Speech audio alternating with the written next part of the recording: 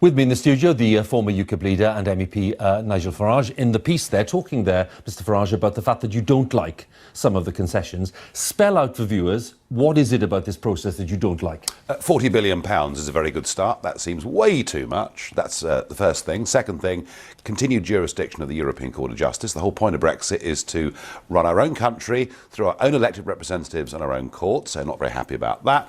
And the concession on fishing, it's ludicrous. We should take back what is rightfully ours. Doesn't stop foreign boats fishing completely in our waters, but at the minute, we're giving away 60% of the fish in our waters to the foreign fleets. So they're the concessions. I also don't like the fact that it took 9 months to trigger Article 50, 2 years for Article 50, which was supposed to be the transition, and now another 21 months of transition on top of that. So many things I could complain about, but here's the important thing.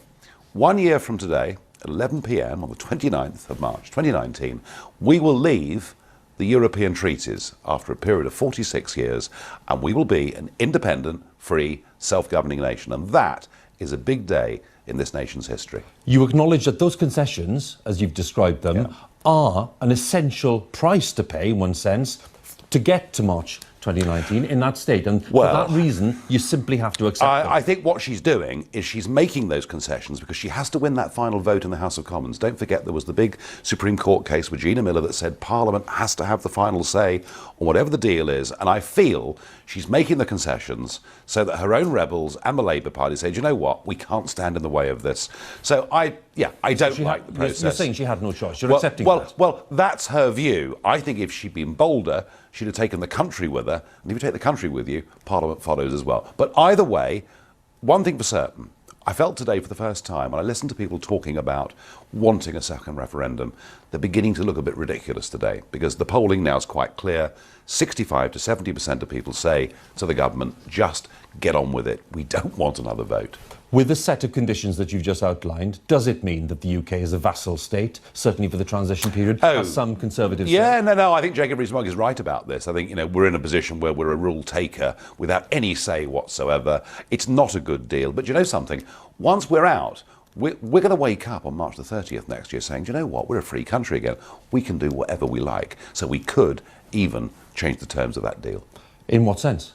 In the sense that once you have a sovereign parliament, it can do what it wants. For the last 45 years, we've had a parliament constrained in so many ways by European law and by European courts.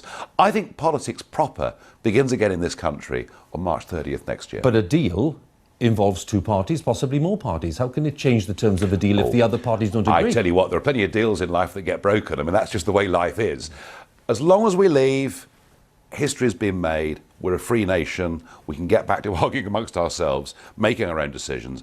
I don't like transition, and I feel after we've left, there will be political challenges to some of those concessions. So the EU shouldn't take us at our word when we sort this deal out, is what you're saying? Well, it can take Theresa May as Prime Minister at her word, but, once we've left the European Union, she's kind of done the job that she was put in place as Prime Minister to do.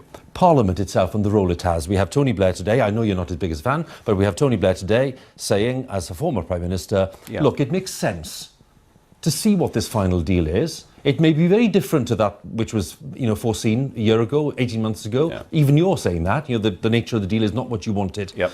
Does it not make more sense to give Parliament a meaningful vote on that final deal? Parliament is going to get a meaningful vote on that final deal, and if Parliament rejects that final deal, we're then headed towards either a general election or a referendum, and that is what Tony Blair is doing. Tony Blair is speaking not just to the Labour Party, but to the Ken Clarks and Anna Soubry's sitting on the Tory backbenches. But here's the rub. There are 4.5 million people who voted Brexit and then voted for Jeremy Corbyn at the last general election. He knows they're pretty firm Brexiteers, those Midlands, South Wales and Northern seats. And if Corbyn was to do anything that was seen to extend Article 50 or push for a second referendum, Corbyn knows it would cost him the next election. So I understand what Tony Blair's trying to do.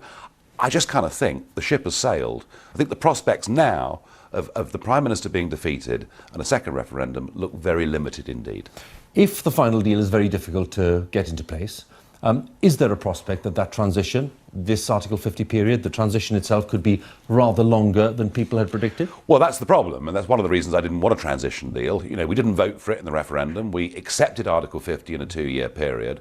And the worry is, as you say, that we get towards the end of 21 months and then it rolls into perhaps the next general election, and goodness knows how long it goes on for. And what most of us want is, most of us that voted Leave certainly want, the government to grasp the nettle, get on with it. Yeah, sure, there'll be one or two choppy waters, one or two changes, but let's get on with it and do it. Mr Farage, good to talk to you. Thank you very much. Thanks for coming in. Nigel Farage there, the former UKIP leader for us. Big Man Tyrone here. Make sure to subscribe to the wicked awesome Robin Hood UKIP YouTube website. He exposes the leftist crops on the British Brainwashing Corporation. Nice.